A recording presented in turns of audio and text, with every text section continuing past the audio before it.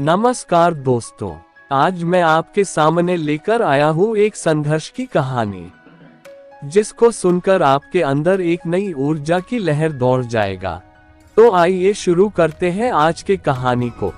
जो मुस्कुरा रहा है उससे दर्द ने पाला होगा, जो चल रहा है उसके पाँव में छाला हुआ होगा। बिना संघर्ष के इंसान चमक नहीं सकता, जो जलेगा उसी दिए में उजाला होगा। संघर्ष क्यों बचे संघर्ष से? संघर्ष ही तो जीवन की आत्मा है। जितना कठिन संघर्ष होगा उतनी ही शानदार जीत होगी। एक बार एक किसान जो है भगवान से बहुत ही ज्यादा नाराज हो गया। किसान बहुत मेहनती था, बहुत मेहनत से वह खेतों में अनाज उगाता, उसकी देखभाल करता, पर अक्सर उसकी फसल खराब हो जाती। कभी सूखा पड़ जाता तो कभी बाढ़ आ जाती, तो कभी तेज धूप, कभी आंधी। कोई न कोई कारण बन ही जाता था कि उसकी फसल खराब हो जाती थी।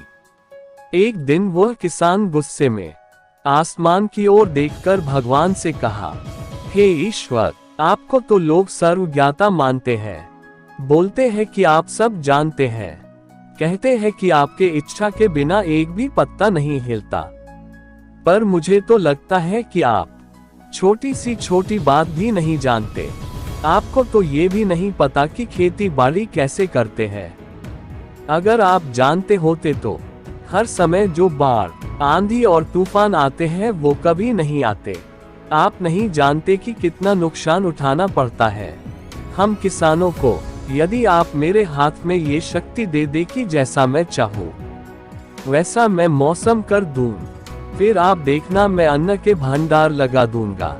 भगवान उस किसान के तीखे वाक्य सुनकर मुस्कुरा रहे थे और वह किसान के सामने प्रकट होकर बोले, मैं आज से तुझे ये शक्ति देता हूँ कि तुम अपनी खेतों पर तुम्हारी जैसी इच्छा होगी तुम वैसा मौसम कर दोगे। मैं बिल्कुल भी दखल नहीं दूंगा, तुम्हारी इच्छा से सब कुछ होगा। किसान बहुत खुश हो गया। किसान ने गेहूं की फसल अपनी खेतों में बोई।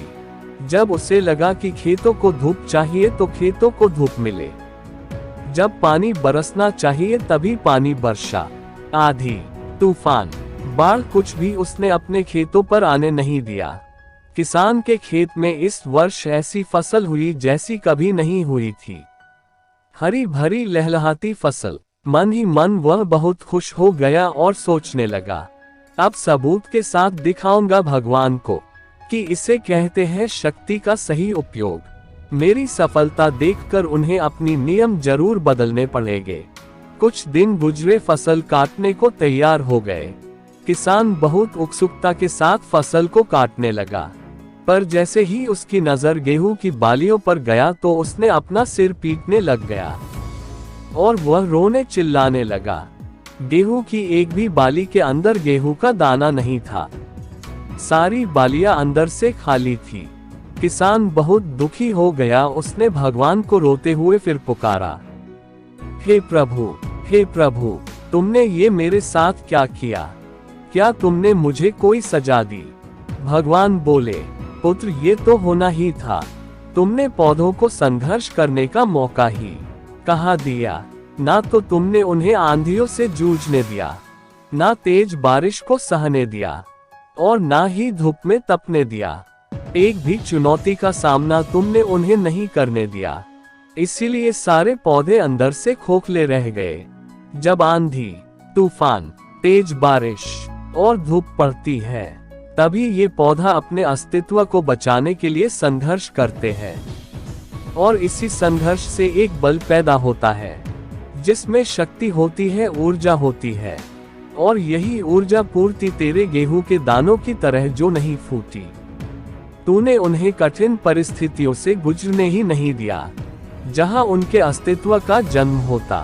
सारे बालियां इसलिए खाली है, इसमें एक भी गेहूं का दाना इसलिए नहीं है क्योंकि तुमने अपने पौधों को संघर्ष कराया ही नहीं। याद रखिए, स्वर्ण में स्वर्णीय आभास तभी आती है जब वह आग में तपने, गलने और हथौड़े से पीटने जैसे संघर्षों से गुजरता है।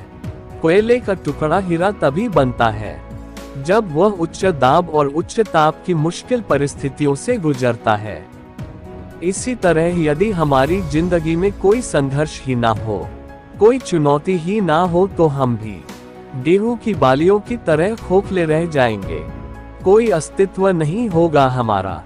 विपरीत परिस्थितियां, चुनौतियां, समस्याएं हमें और अधिक निखारती है दोस्तों। यदि जीवन में कठिन परिस्थितियां और चुनौतियां आए तो घबराना मत, बल्कि सामना करना, विश्वास करना कि आप और अधिक निखर जाओगे और अधिक मजबूत बन जाओगे। किसी ने कितना सही कहा है, जिंदगी जीना आसान नहीं होता। बिना संघर्ष कोई महान नहीं होता। जब तक ना पड़े हथौड़े की चोट, तब तक पत्थर भी भगवान नहीं होता। दोस्तों, ये कहानी आप लोगों को कैसा लगा कमेंट करके जरूर बताएं।